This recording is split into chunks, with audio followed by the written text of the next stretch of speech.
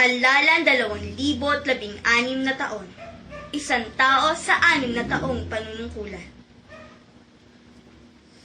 Narito na nga at ang halalan ay nalalapit na. Mga kandidato ay sumasamo abala sa pangangampanya. Kani-kanyang taktika, pagpaparangal at pagpapakilala upang sa 9 ng Mayo'y makuha ang boto ng madla. Kani-kanilang pakulo ang mga tumatakbo.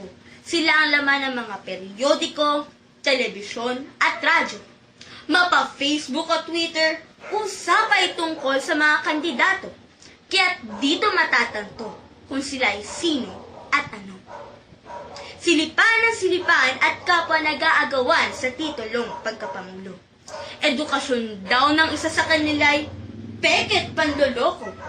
Naghamunan pa ng sampalan sa harap ng publiko, samantalang isa sa kanila'y pinagmamalaki siya'y pandak, nognog, at laki sa hirap na tao. Kumpara sa mga nakalipas na eleksyon, mas marami ang tumatakbo ngayon. Sila'y nagsasabing nais mapaunlad ang nasyon, subalit yaon nga ba ang tunay nilang layon? Bakit kailangan gumugol ng malaking kwarta upang kanilang sarili ay maipakilala?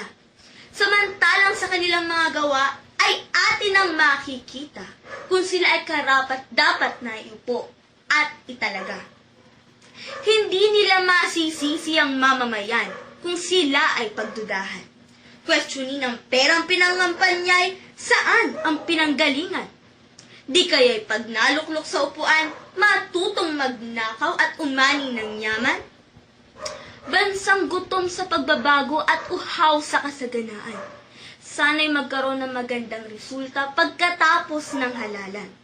Isang pinunong matino at may sakdal na kaalaman ang siya nawang mapili na maluklok sa ating bayan. Ako'y isang kabataan, bagamat di pa botante, panalangin ko'y maluklok ang karapat-dapat na presidente, sapagkat nakaatang sa kanyang responsibilidad ay napakalaki, kung kaya't sa mga boboto, kayo po'y mag-isip at magdili-dili. Larawan ng isang matinong kandidato ay matalino, may mabuting gawa at sakdal na puso.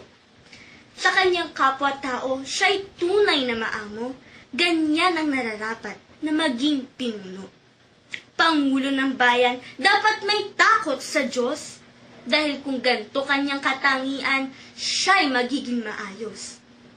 Sa pagsasalita at sa gawa, siya'y magiging lubos. Kaya't kung ganito ang kandidato sa pagkapangulo, sumakanya nawa ang puntos. Halalan 2016 na taon. Isang tao sa 6 na taong panunungkulan.